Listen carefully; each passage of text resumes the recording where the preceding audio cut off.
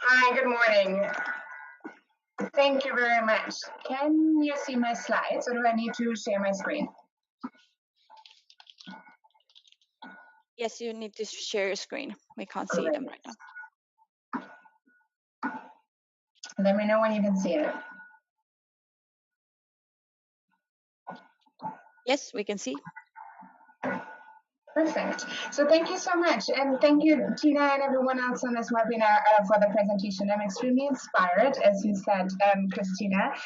And I really do hope that Turku is going to exist another 800 years with the great action that you are taking and making your city more sustainable and a pleasant place to live. Tina quickly referred to CDP, so what I was going to do is just give you a quick introduction about the organization and what we're doing, and thereby kind of highlighting a lot of the great examples of climate action and adaptation measures that we've heard today, and bring it into kind of a high-level summary across more than 620 cities, and then talk a little bit about water in kind of in an adaptation and resilience angle, but really focusing on water and what the risks and also what are the actions that cities are currently taking to reduce the risk. I hope you can see the slides. So perfect. So as I said, as Christina was introducing me, my name is Shirin Reuvers, and I work at CDP in the Cities and States and Regions team. CDP is a not-for-profit.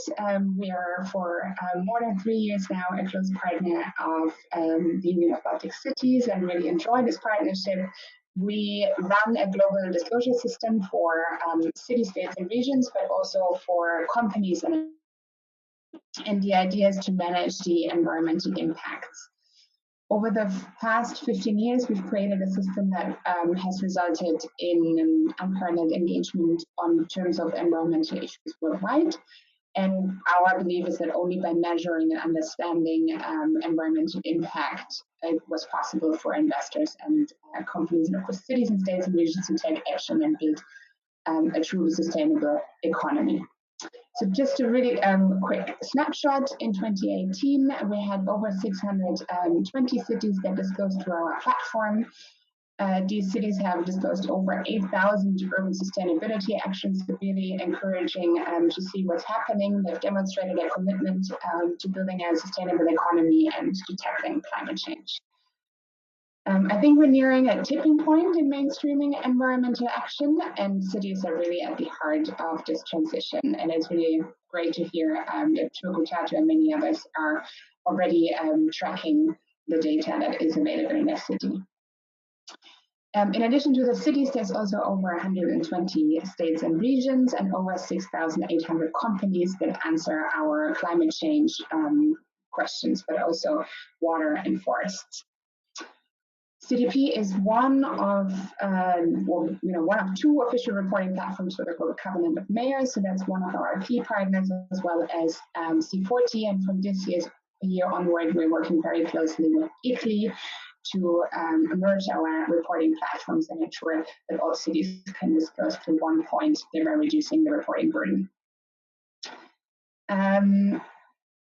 Just a quick overview of how the cities program has evolved. So when we started in 2011, we only had 48 cities reporting their environmental actions. Now we're at over 620. So this is what I meant when I was referring to kind of a tipping point in mainstreaming environmental disclosure.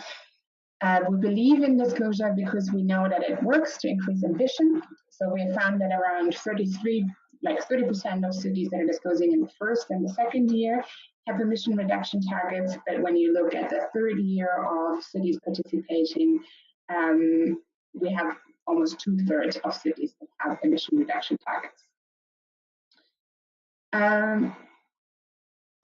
So it's important to remember that when disclosing your climate action, you are ultimately allowing your city to gain a more comprehensive understanding of how your existing data can help you drive action. So it's really an exercise of identifying risks and opportunities. And when this is done annually, this transformative process can really benefit policy decisions at the local level. And with more and more cities sharing this data transparently, the the analysis and feedback that we and our partners can provide becomes ever more important. So this is, oh, sorry, I had a poll question. I don't know if we can still do this. Basically, Yes, we can. Fantastic. Let's go. Question, not only asking about climate change, but we're also asking about water, and this is what I wanted to focus today. So,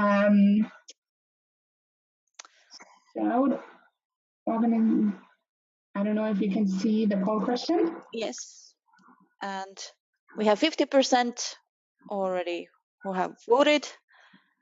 We'll wait a little bit more so that everybody can submit their vote.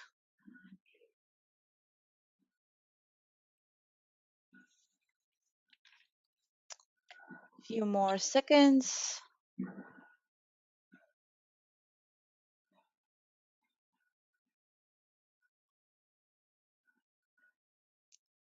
Okay, there we go. Let's see the results.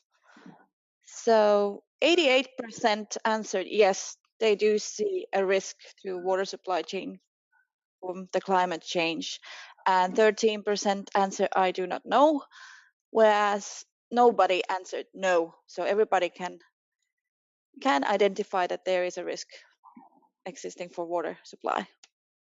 That's fantastic. Thank you. I'm really glad to hear that, because if we actually look at the data that has been submitted to us over the course of the last year, you can see that in Europe there's quite a small percentage of cities who say that they see a risk to their water supply from climate change. And that is a little bit worrisome for us, because we know that there are water risks, and a lot of research has been done. And it turns out that in Europe, water risks are underreported, and that we know we need to do more to ensure that there is a consistent drinking water supply across all cities. But luckily, your members seem to be ahead of the curve, and a good almost 90% do see that there are risks from climate change and that action is needed. So we've been looking a little bit on kind of what cities have reported about the water risk, and we found that the top 3 water risks are declining water. Yes? Sorry to interrupt, we cannot see your slides. They kind of, you have to share the screen again. Let me have a quick look. Now? Yes, perfect. Okay, so this was the slide that I was showing, that in comparison kind of to cities globally, there's a small percentage of cities in Europe that see a risk to their water supply from climate change. But it's, as I said, encouraging to see that of all the cities presenting today, that there's a better understanding of the risks that climate change poses.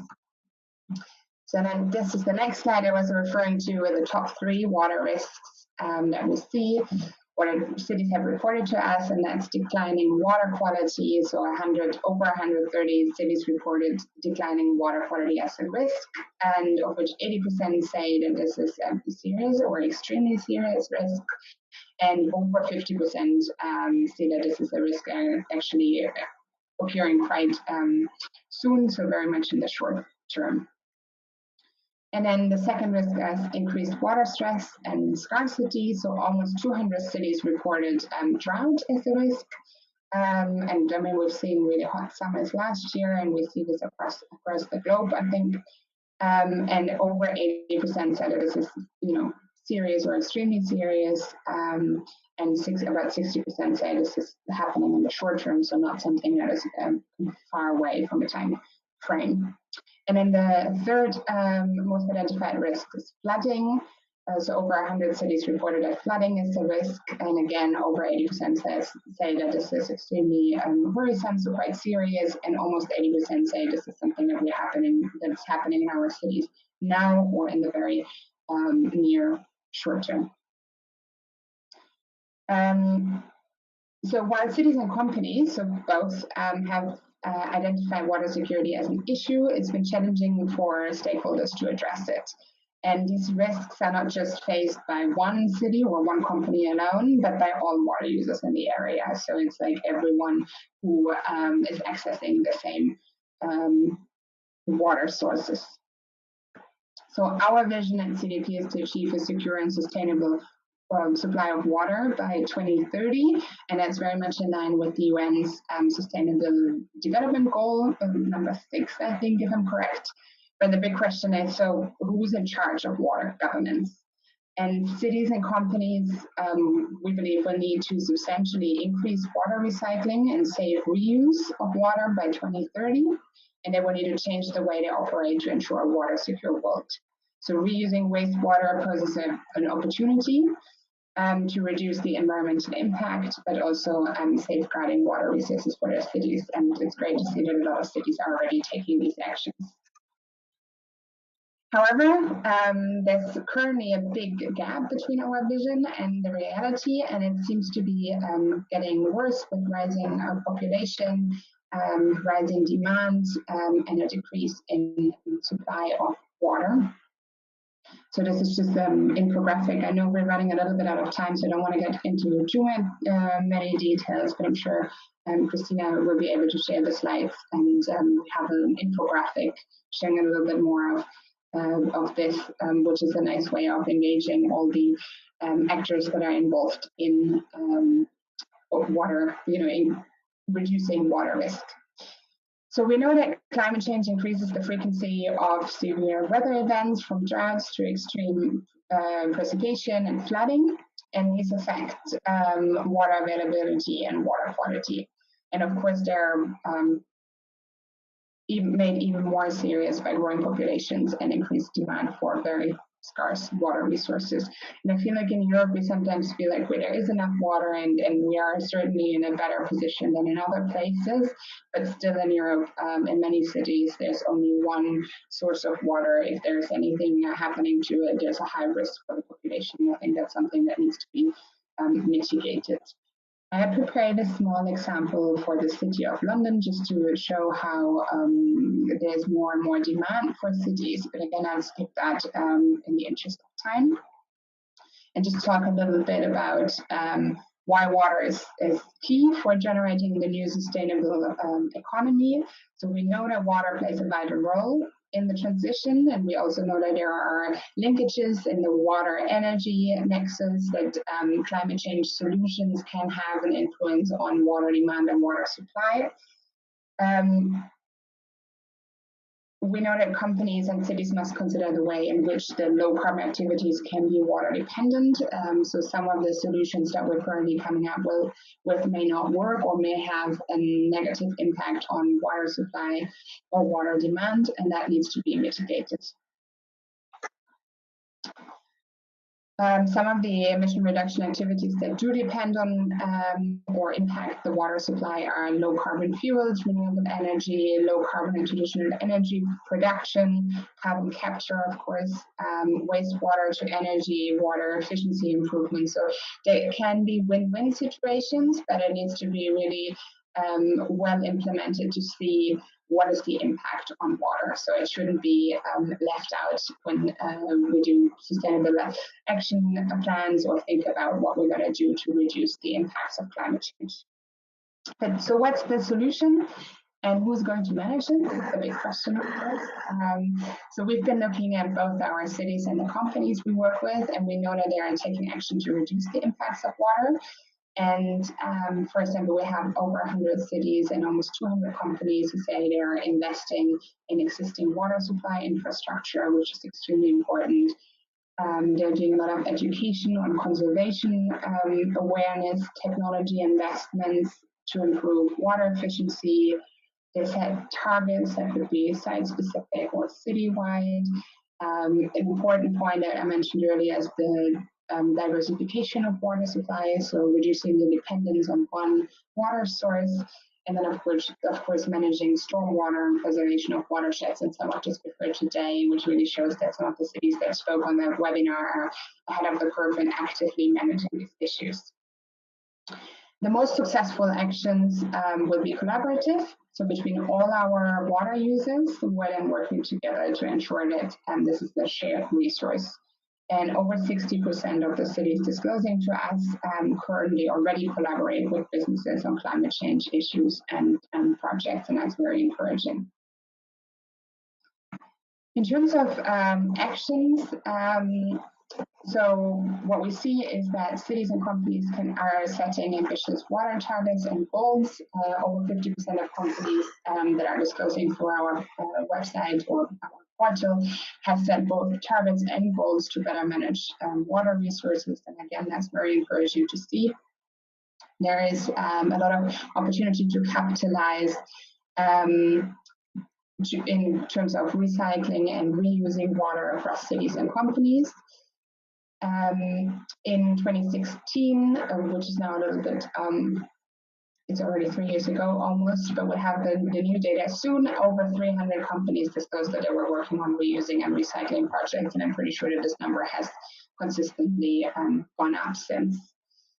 And then the last action I just wanted to talk about is that it's important that companies and cities work together to invest in water management projects. And I know in UBC member cities, a lot of that is already happening. We know that across the globe, 80 cities are seeking over 9 billion investment in more than 100 water management projects. So there's a lot of opportunity for collaboration with the private sector, but also investors to ensure that there's enough investment flowing into water management projects across the globe.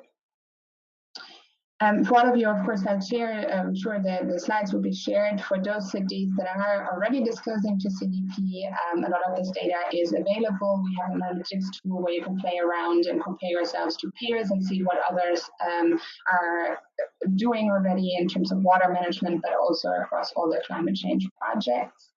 There is some corporate data on the platform as well, so you can access that and see what your companies that have a site or the headquarters in your city are currently doing in this regard. And for all those cities on the call today that haven't yet considered disclosing their environmental actions through CDP, you're very welcome. To join us, just reach out either to Christina or me. It's entirely free of charge and it's completely voluntary. We will start the disclosing season in April this year, and then we'll run until early July to ensure that you are able to respond to the questionnaire, and then afterwards we'll go back and do a bit more of analysis on the data that you have disclosed and trying to find trends and also provide you with as much support as possible to take the right actions and understand the data that you've been measuring. And I think I'll leave it at this. Thank you.